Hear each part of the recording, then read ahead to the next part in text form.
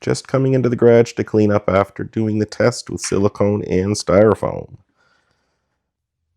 I watched a video on YouTube and it showed somebody mixing neutral silicone and dissolved styrofoam, making a paste that in theory is great for bonding plastic and repairing plastic.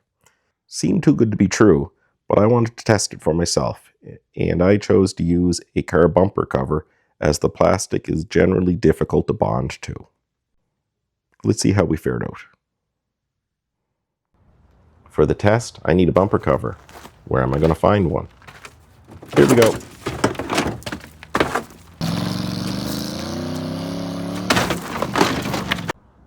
For ease, I cut a section of the bumper cover and drilled these 1.5-inch holes. From there, I beveled them, cleaned around it. Added this steel screen, I plastic welded it in or melted it in, figuring it can add more strength. And of course, sanded the back to hopefully allow material to adhere a little better. Packing tape applied just so if there is finish work occurring, it's not bulged out on the finish side. As we're watching the video, let's talk a little bit about Styrofoam. Styrofoam is the trademark name. It's actually expanded polystyrene or extruded polystyrene. The like 90-some% or like 98% of it is air. So by mixing it with a solvent, in this case I'm using gasoline, it breaks it down or at least releases the air. I'm going to call it dissolved, but it's technically not dissolving it. It's changing its state, we'll say.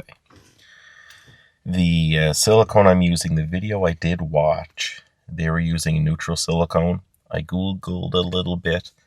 The silicone that has the drying smell of acetic acid or vinegar smell, apparently that kind of works too. But again, the video I watched was using neutral silicone. That's what I chose to use. I had to read a lot of labels. So again, if you're using gasoline or any solvent, it is going to be flammable, keep sources of ignition away. The curing time for this does depend on the solvent kind of evaporating. The video I watched, it made the mixture look like a perfect mixture, but when you do look a little further, the polystyrene and silicone are not compatible. So when you are stirring it together, apparently it's not a perfect mix. So I'm not expecting it to mix perfectly. From what I've read, if you do let the styrofoam just harden on its own, it is supposed to be a brittle mixture, or just brittle the way it is. And adding the silicone adds flexibility. So for this test, what I'm going to do is there's going to be kind of the baseline of the styrofoam only, and then I'm going to do a 10% silicone, 20, 30, 40. I'm also going to use as you saw on the bumper cover, there's a piece of screen. I'm going to use just the styrofoam in that as well to see what happens. The bumper cover. Reason I chose the bumper cover, it's actually polypropylene and sometimes a polyethylene mix.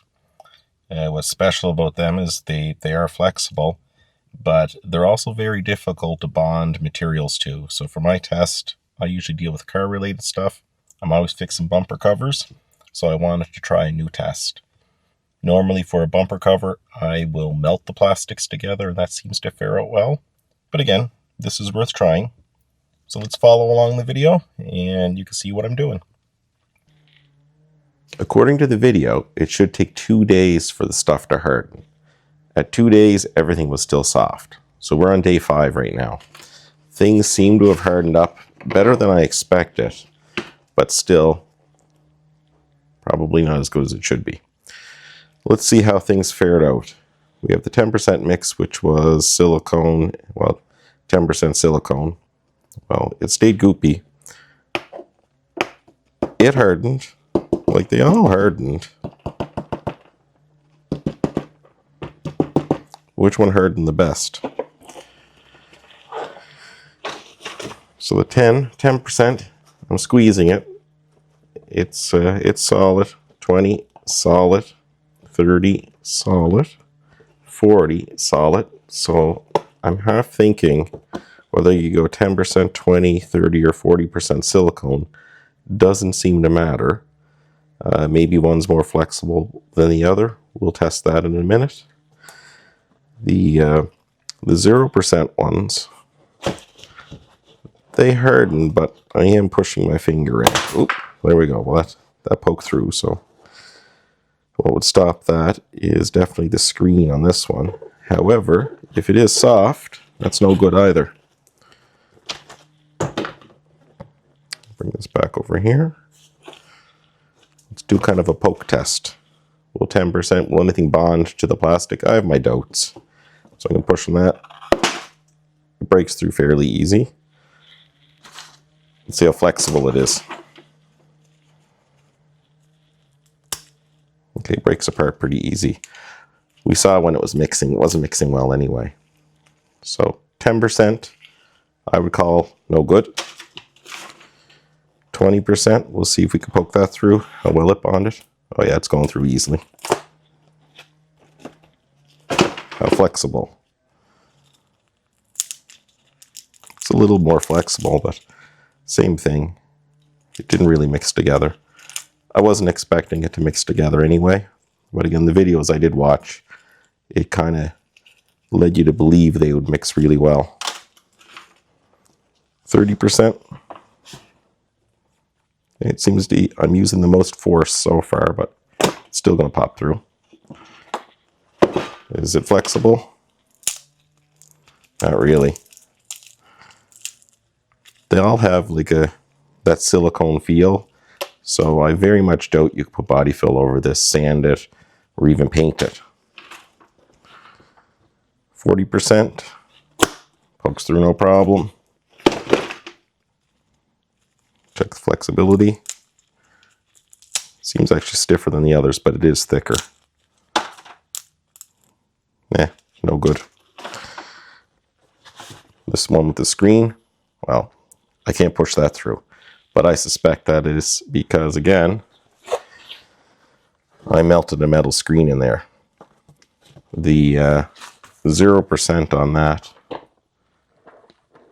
it's still soft, so same thing. You're not going to be able to sand that. Probably body fill won't stick to it. Overall, for a bumper cover, I'd call it a fail. Well, there you have it. Test is completed. Results are in. It was a fail. Can't trust everything we see on the internet. Thanks for watching. Have a great day.